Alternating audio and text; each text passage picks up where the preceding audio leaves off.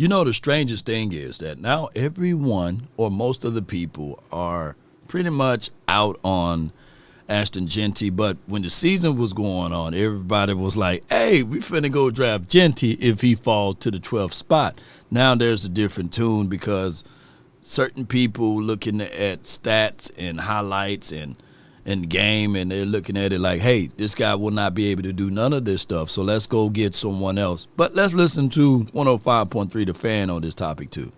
All right, as Bobby alluded to in his combine notebook that was emptied Monday during the Expressway, Jon Machota says the Cowboys are not prioritizing a running back with their 12th pick. Though running back is one of Dallas's biggest needs, it does not sound like they view it as their top priority at number 12. So Bobby referenced it, and now Jon Machota coming out with that message. I mean, I'm fine with it. I'm fine with it. It's, this year would have been a splashy pick. All right, so it's all about BPA to me, right? But how do you justify BPA? Is it preference on, okay, if the tight end is the best player available, do you go with a tight end? If it's an offensive lineman, if it's an area of like wide receiver, linebacker, etc., where do you go with that point? And do you value the overall draft? A lot of people are saying, well, Law, this class of running backs is a real deep class of running backs. We can find us a running back anywhere in this class, right? Keep in mind, you have the first pick, could be to an offensive lineman. The second pick, it could fall to, hey, we need help at defensive tackle. The third pick, oh, by the way, we raised the blade thin at cornerback. Right? We don't have a 4th round draft pick, and you had to wait to the tip of the next end of the hour on the 5th round before you get drafted again. So you could end up finding out that you would not draft a running back into the 5th round, right? And having the same expectations of that 5th round running back to do what we've seen out of the 1st or the 2nd round running backs will be very strange. In the Cowboy Nation, we can't squander or waste that. If this running back class is where it's supposed to be, double dip. And I'm talking about go early and then go later in the rounds to go get that running back. But I'm fine with it overall. You know, there are I love the receiver in the first round. I generally love a receiver in the first round. I don't know this year. That's where I would go though. There's places that you can go this year. But if you're not going to take a running back in the first round, I'm not going to freak out about it. If you're not going to take the defensive line, I'm not going to freak out about it. Like there's two options: your best player available or need. You know, I think when you have a need on the offensive line, that's where you should target, regardless if it's best or not. They have more than enough needs. That the best player available will probably be something they need anyway. Yep. And so however that breaks out, if that's Genty, if that's Tetero McMillan from Arizona, the receiver, if that ends up being Walter Nolan, the defensive tackle from Ole Miss, like wherever they end up saying this is our best player, they're probably going to say, well, we needed that anyway. So, all right. So here's where I'm going to tell you guys. I like that. I like Matthew Golden. I like Ibuka. I like those wide receivers. That is an easier position to transition into from one level to the next. The Walter Nolan thing, it could take 2 to 3 years for him to develop. I hate to say that. And for the offensive lineman, come on, it could take 2 to 3 years for them to get their feet wet. Linebackers, you can really insert them plug and play, right? Edge rushers to a degree, they got to go up against a lot of things, nuances, especially left tackles. If they're on the left side or right side, it's still going to be a situation and scenario that it could be some growing pains. Safeties, I can take that, right? But that's then you kind of reaching into that. So what I'm getting at, I'm not saying that we try to have a fast pace, but I'm looking for explosiveness. I'm looking for someone that can be an impact. And what people cloud their judgment of with these running backs, I'm not looking for the running back to be here for 5 to 10 years. I'm looking for that spark for these next 3 seasons that we can get this window of opportunity together so we can go for that strong push. And after this 3rd or 4th season, if he panned out to what he need to be, then you keep him. If not, then you do this part right here. You let him go. You don't sign him his 2nd contract. But you don't do it like the Giants did, right? Whereas you let a guy go and don't have anything back in return. No, you let somebody go and you make sure if they of the kind of caliber of any type of skill set that you get something back in return. Oh, let's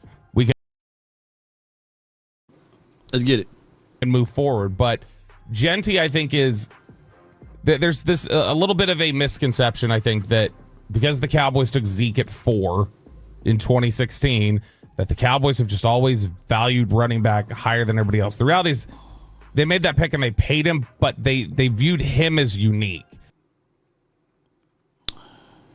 Zeke was unique, and he was uniquely destroyed by politics, for one. The NFL, look, suspended his brother for 6 games. Y'all know the whole story, and you can't find a mugshot of Ezekiel Elliott, right? They was out to get him. And if you look at rookie Zeke, and if you look at any other picture of Zeke, he never came back to that particular form of being a person that was happy and go lucky. They destroyed that brother, and not to get into details of all of that, but I'm just saying in general, Cowboy Nation, to add to, come on, Ed. We also had Jason Garrett. Come on, man. And then when he got paid, they started to do the experimental stuff with, hey, let's take a guy who played on his team as a quarterback, right, to call the plays. So even if Kellen Moore is a genius from here on out, he had to cut his teeth and go through the growing pains with the Cowboys in 2018 and 19 and beyond. You wasn't going to get an explosive Ezekiel Elliott at that point.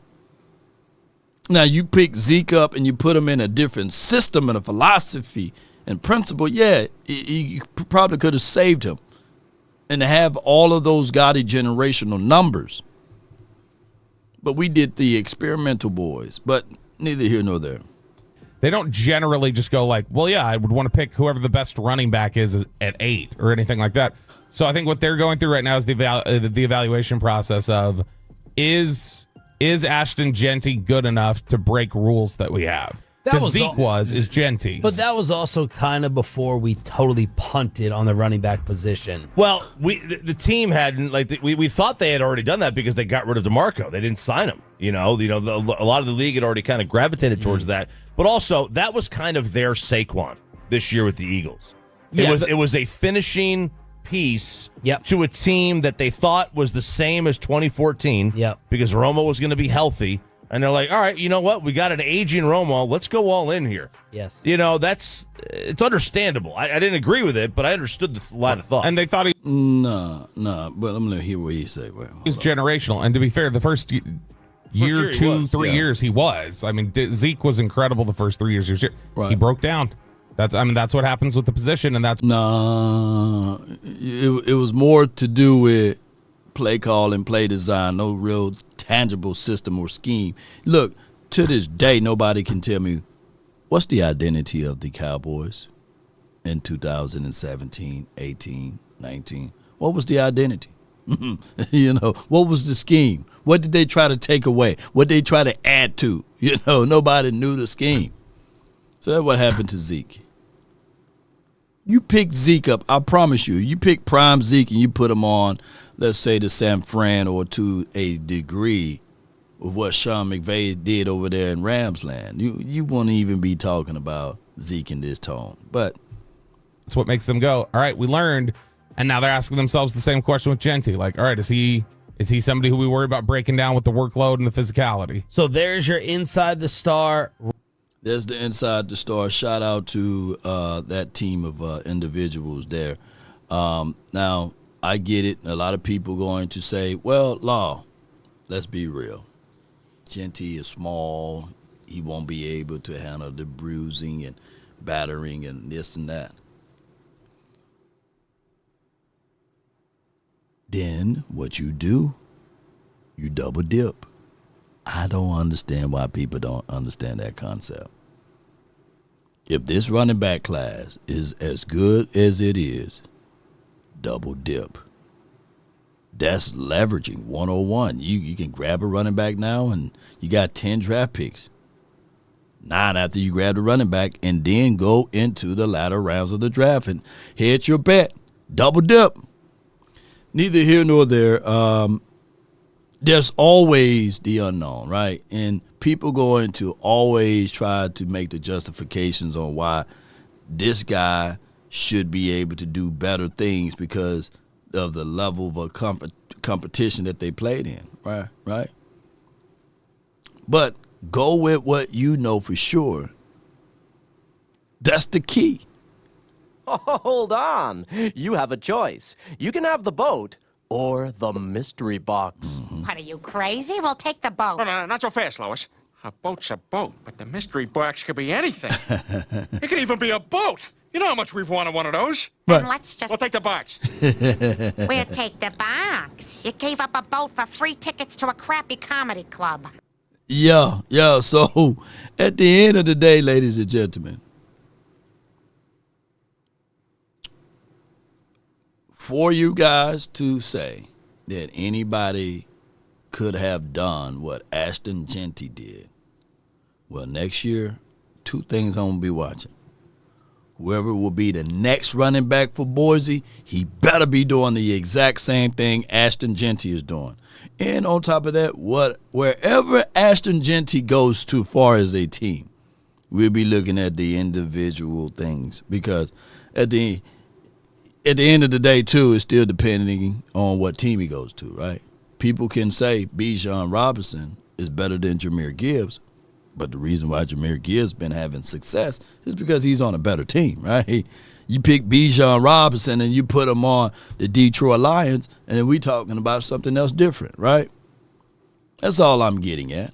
But neither here nor there, Cowboy Nation, it is what it is. Come on with it. Let's get it. Come on, Lois. You're acting like this is the first time I've ever done something stupid. You remember the time I was supposed to get that boat? A boat's a boat, but the mystery box could be anything. It could even be a boat. You know how much we've wanted one of those. Then let's just... We'll take the box. Cowboy Nation, DC for life, not for short. Hit that like button, subscribe to the channel. Let me know who you would like to draft with the 12th pick overall. Let me know. I want to know. And are you team Genty or not? Or, Oh, my goodness. Or you just a team, I just want to win. Peace.